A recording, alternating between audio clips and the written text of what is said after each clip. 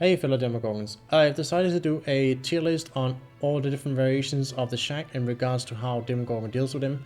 Now normally Demogorgon is quite strong at the shack, it's one of the best loops you can ever loop, but he does have issues on some of them.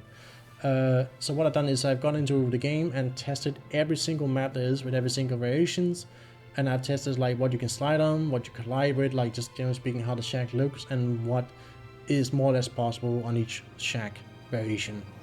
So first off, with the golden standard, it actually belongs to the new alien map, Dvarka Deepwood, which is, let's see where it is right here, and it actually belongs in S tier. So the reason why I have put the new shack in the S tier is because it has no holes, no extra windows where the survivors have like a possibility of like having really good check spots on you. It has no collision whatsoever. Even though it looks like you will collide with stuff, and even though it's like protrusions, you don't collide with them at all. There's like a tiny bump at the end of the window, but it is not a really big elevation, so I don't think crouch tech is going to be easy here in any way. Really good shack. If there was like to be like a category for like S plus on the shack, it would be if the possibility of the generator spawning was removed along with the hook, and if the first locker right here could also be removed, as that would allow you to get an earlier shred in on the window. Let's see. So for the next one, that belongs to MacMillan, and I have put MacMillan in a B tier at the moment. Let's put it here B tier. So the reason why I put MacMillan in B tier is because again, it's really good. It's pretty strong. Like you can no collision on it whatsoever. Nothing, no debris, anything. It has one window at the back, which doesn't matter too much. Again, that's not where all the action is. The action is at the front. And the reason why this doesn't go in A is because it has a window at the front. And that's where most of the action is. And it means, like, I'll show you a mind game right now on the shack you can perform when the survivor loses vision. But if this window is here, it's not you can't perform it, but the survivor has extra reaction time to figure out what you're doing. So that's why, to me at least, MacMillan belongs in B. So next up is Autohaven. And Autohaven also, in my opinion, belongs in B. Now, I know that the map is currently disabled, so it has been hard to test it out, so I had to look through previous clips and stuff and see what was there or not, but it's similar to other shacks that I can give a good degree of, like, what should we say, like, well, a good conclusion on it. So, Autohaven has two windows at the back, and it has a tarpaulin, which is like this, like, sort of like sheet that hangs down from the top of the roof. Now, the problem with the tarpaulin is that although it doesn't have a lot of collision, it does have a teeny tiny bit. I'll show you right here on a different tile or a different variation where it does, and this is like reoccurring on other shacks as well. So if you do a very tight sort of slide into the wall, you will actually collide with this, and this could potentially fuck you up.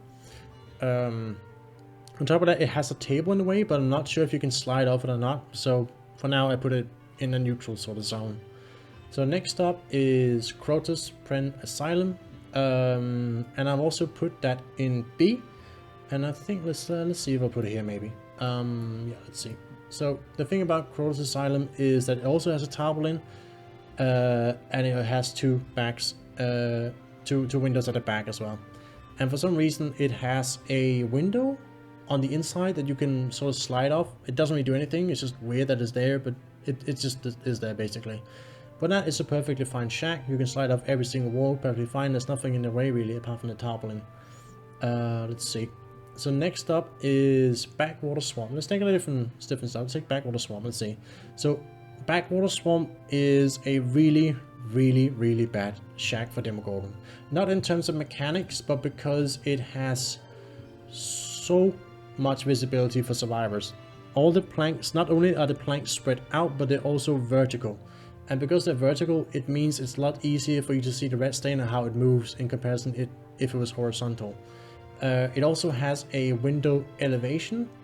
You can't really see it, but it's definitely there if you walk over it. And that means it's easier to perform a crouch tag on that as well. So that definitely goes down in D tier for me. Let's see. So next up is Red Forest.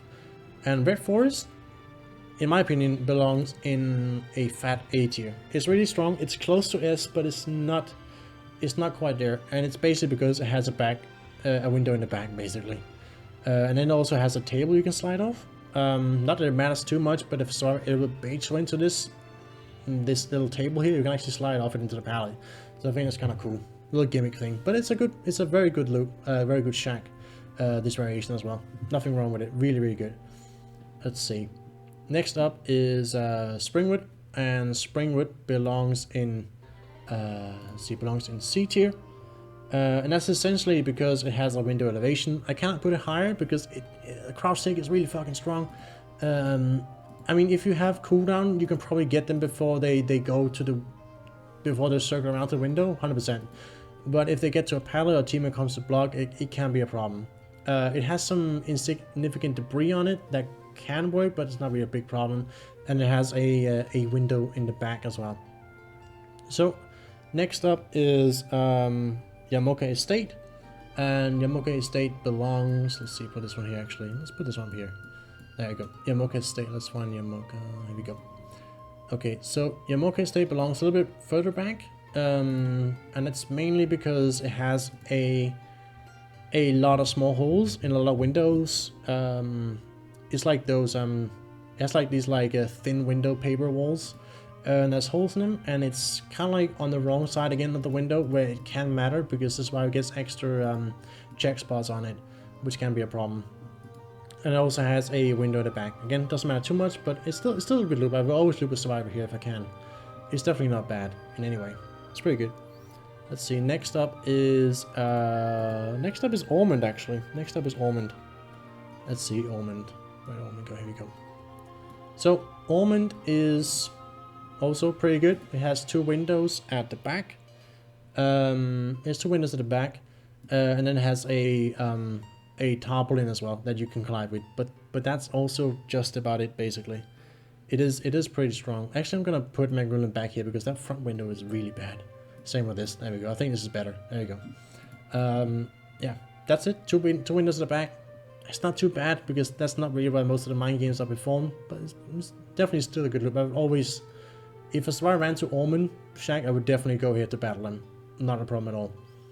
Let's see. Next is Grave of Glenvale. It's the Death Slinger map. Yes, the one that has changed our icon 2 times. It's a very, very bad map. Very bad shack. I mean, it's okay map, but the shack is absolutely horrible. It has a lot of issues with it. So again, like with the Backwater Swamp map, there's a lot of visibility on it. Even more, I would say, than the other one. It has a lot of elevation points everywhere. Again, that's a problem in terms of dealing with crouch tech. Now, it doesn't have an elevation straight to the window, but it's just everywhere. On top of that, it has pillars around the shack, like which you can, which survivors can bait out. You can actually collide with them, so that's also a problem. And it has like a slide point on the side of the shack, which you can slide off, but there's a good chance you might fuck up that slide and just slide straight into the pillar, or just slide the other way. So, and you have to go past it as well. So that's why I put it a little bit further down. It has one good side, and that's it has a breakable wall, so you can break if you want to, but I would probably not do it because it just gives you a longer side to hit a survivor on. So that's okay, I guess. Let's see. Next up is the Forsaken Boneyard. So the Forsaken Boneyard belongs straight in D tier as well. I don't think it is actually as bad as, I don't think it's as bad as Glenvale actually, but it has a lot of issues as well. So first off, it has some small bricks missing on it, that's why I can see through. It has this bush debris block that is very deceptively, it has a very deceptive large hitbox for your shred specifically, so you can walk through it, but shred throwing is a no-no, and that's why it's really annoying. It has multiple different elevations on it, plus a window elevation, so there's multiple different potential for crouch take on it, which puts it pretty far down, I would say. That's why I put it quite far down. Let's see, next up is Withered Isles. That's the realm of the name, but that's Garden of Joy as well. It's known as Garden of Joy. Garden of Joy has a lot of debris. It belongs straight in D, by the way, straight in D, no questions asked. It has a lot of debris. It has a front window like the other ones, but it's even better. It's a better front window for the survivors. It has debris on each corner usually, and around the side of the shack. It's very, very, very bad. And the problem is with these, you can't slide off them or anything. And the survivor can stand there as like a sort of safety net, so you can't like wait and then jump out. It doesn't really work well. You collide with. I don't know how many times I have collided with this tire on this variation of the shack as well. I mean, once you get used to it and take it into account, it's not that bad, but it's pretty bad still. It's pretty bad. Let's see. It also does it have one in the back. I think it might have one in the back. But it's definitely really the worst one. Let's see. Okay, next one up is the Decimated Borgo. So the Borgo map, no one really likes it. And I think it's actually kind of alright in terms of the shack. The shack is kind of alright. So it has a lot of debris on it, kind of like similar to Garden of Joy, but at least you can slide off this debris. At least you can slide off it. So that's something. Again, it does also mean more potential of dodging and stuff. And it's not like really good slidable. There's one on the short side where you might be able to get a hit, but it's very questionable. Then there's one leading into sort of like on the side of the shack pallet, but you cannot do a 90-degree slide into it. You have to like do like a 70-degree, or you collide with a wall. You're gonna try and press D to curve or slide a bit inwards. So it works if they dodge, but if not, it's questionable at best. So on that, it's great. Nothing too wrong with it, I would say. Let's see. Let's see what else are we missing. We've done Coldwind Farm. No, I haven't done Coldwind Farm. Let's do Coldwind Farm. So Coldwind Farm also belongs in C tier, and that's mainly because let's put it here actually. That's mainly because it has a window elevation, it has a tarpaulin, and it also has 2 windows at the back. So it's okay. I would look at the virus here, but I would be a little bit cautious about colliding with that tarpaulin. It has happened several times to me, to be honest. Let's see, and again, all the remaining maps, they basically don't have the shack, so they don't count. Let me know what you thought of this tier list. I thought it was fun. I thought about doing it with other loops as well, and just like give you like small hints and tips on what you can do in the shack, what you can't. Yeah, and stay fresh and take care.